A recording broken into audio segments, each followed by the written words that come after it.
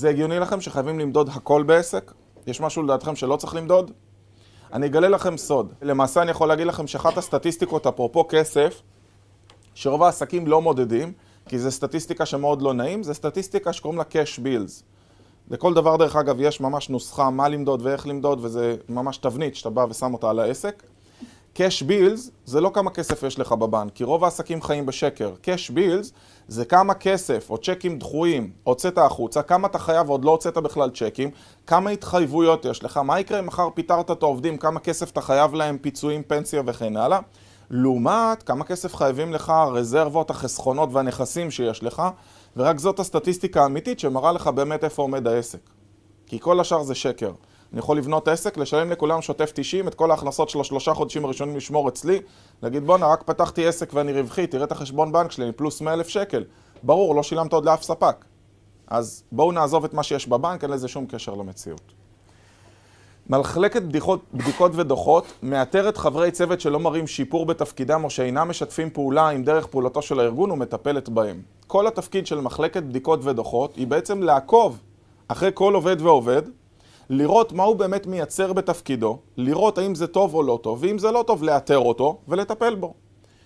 יש משפט מאוד יפה שרון אברט אמר, הוא אמר, hate them, don't hit them. אנחנו מאוד טובים בלכעוס על הצוות, או לא עשית טוב, או למה זה לא עובד, אבל בעצם לרוב המחסור הוא אצלנו בזה שלא הכשרנו אותם כמו שצריך מה לעשות.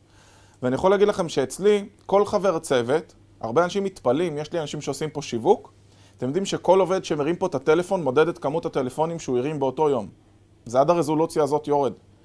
אתי, שאתמול הזמינה וישרה חלק מהאנשים פה להרצאה, סוף היום שלחה לי דוח. עשיתי 41 שיחות טלפון, אישרו לי ככה וככה אנשים, ככה וככה פניות קיבלנו מה-SMS, אפילו לכל SMS שהוצאנו היה טקסט מה היה כדי שאני אדע איזה SMS עובד יותר טוב. וככה אני מנהל את העסק שלי ושומר יותר כסף אצלי, כי אני באמת יודע לאן הכסף שלי הולך ואיזה משאב לא מנוצל טוב.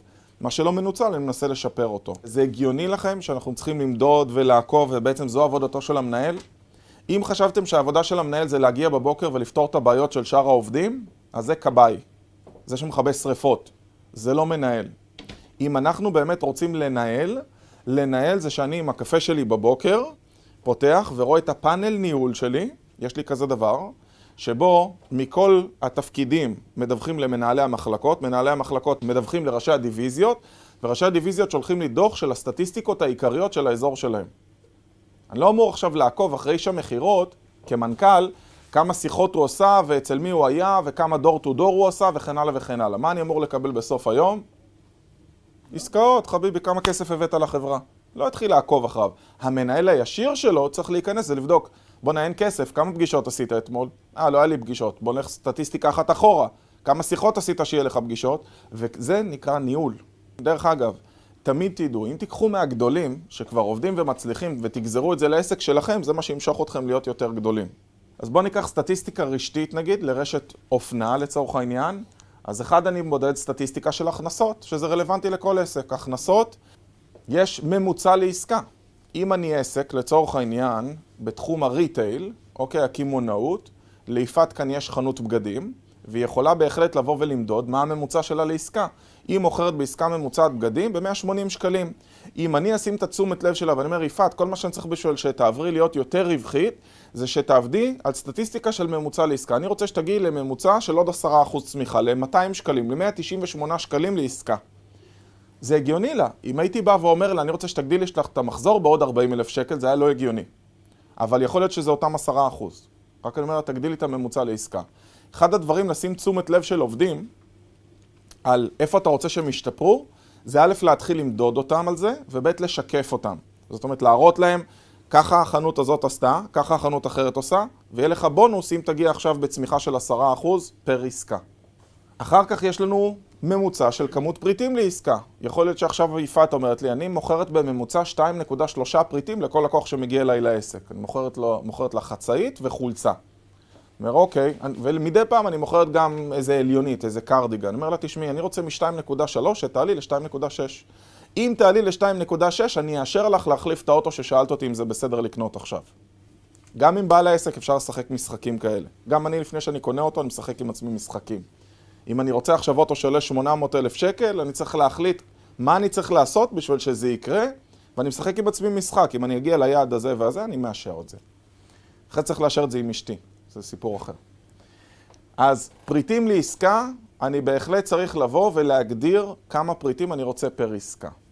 דרך אגב, זה תקף גם לעסק שנותן שירות. אם אני עסק לכלכלת המשפחה, ויש לי עסקאות שונות. זה עניין של אסטרטגיה. נגיד שאני בממוצע לוקח, יש לי עסקה של 2,500 שקלים, 3,500 שקלים, 5,000 שקלים. וכל מה שאני אומר, תראה, מעכשיו אני רוצה שתתרכז יותר בעסקאות כאלה, זה יכול להיות שהתשומת לב של השיווק תופנה למקומות אחרים. כי עכשיו אני אומר, אוקיי, אם אני רוצה להגדיל את הממוצע עסקאות, אני לא יכול להמשיך לפנות ללקוחות האלה והאלה, אני צריך לשים תשומת לב קצת ללקוחות אחרים. זה נקרא אסטרטגיה וזה ניהול. כמות מצטרפות חדשות למועדון. אני פוגש הרבה מאוד עסקים, יש לי עכשיו רשת מזון שאני מלווה, לא ננקוב בשמה, 8 סניפים, רשת שעובדת יפה, רשת מזון זה מחזורים של עשרות מיליונים בחודש, והם באו והם פשוט אומרים, תשמע, אנחנו לא יודע למה, הקופאיות לא מצטרפים חדשים למועדון. שאלתי את השאלה הכי פשוטה, אתם מודדים אותם על זה? עוד לא אמרתי מתגמלים, רק שאלתי מודדים. אומרים לי לא. אומרים, אבל אמרנו להם לצרף. כן, אבל אם בן אדם אתה לא מודד אותו על משהו, הוא לא עושה שום דבר בנוגע לזה. זה כמו שאתה רוצה לרדת במשקל. קודם כל תעלה על המשקל פעם בשבוע, תראה מה הכיוון. כל מקום צריך שימדדו, ומה שאתה מודד ושם עליו תשומת לב, זה מה שישתפר. ולכן כמות מצטרפות חדשות למועדון זה בהחלט. אותו דבר זה יכול להיות בקרת הנחות. בחדר כושר, אחת המחלות הגדולות ביותר זה שאיש המכירות פותר את ההתנגדות של הלקוח במתן הנחה. אחד הדברים שאנחנו עושים הרבה מאוד חדרי כושר או עסקים אחרים, אנחנו עושים בקרת הנחות פר איש מכירות.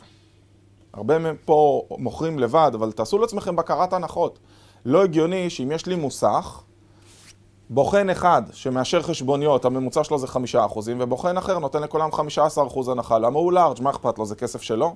ה-15% הנחה האלה יכולים להיות 80% מהרווח של אותו מוסך. אז לצורך העניין, רק מלעשות בקרת הנחות, ולהגיד, סליחה, למה את על 12% הנחה ממוצעת? כל הכבוד, אתה על 3% ואת על 6%. בואו תדברו איתה, תראו איך אנחנו משפרים את זה. מה אתם עושים שהיא לא עושה? בואי תתלווי אליו יום שלם, תראי איך הוא מתמודד עם ההנחות, או תביאי חברה חיצונית שתעזור לך להכשיר אותה, איך לעשות את זה יותר טוב, או פשוט מלשים את התשומת לב. איפשהו, כשאתה אומר לבן אדם מי הסמן הימני, שמתם לב שהוא מתיישר? ואם אני אגיד לה, תראי, כולם נותנים, הוא נותן 3 והיא נותנת 6, את צריכה להיות יותר בכיוון הזה, כבר היא תתקמצן יותר על ההנחות, כי יודעת שמודדים אותה על זה. בסדר? זה הגיוני? זה כמו שאם עכשיו אני מתווך ברשת רימקס, ואני נותן לכולם, נכון שאומרים 2%, אבל לקחת בלעדיות אני יורד ל1%. ואז כולם אומרים לי, למה אתה יורד ל1%? כאילו, כולם עובדים על 2%, אתה מזיק לעצמך, אתה פשוט מרוויח חצי ממה שיכלת להרוויח. אתה חושב שאתה לוקח יותר עסקות, בפועל אתה מפסיד.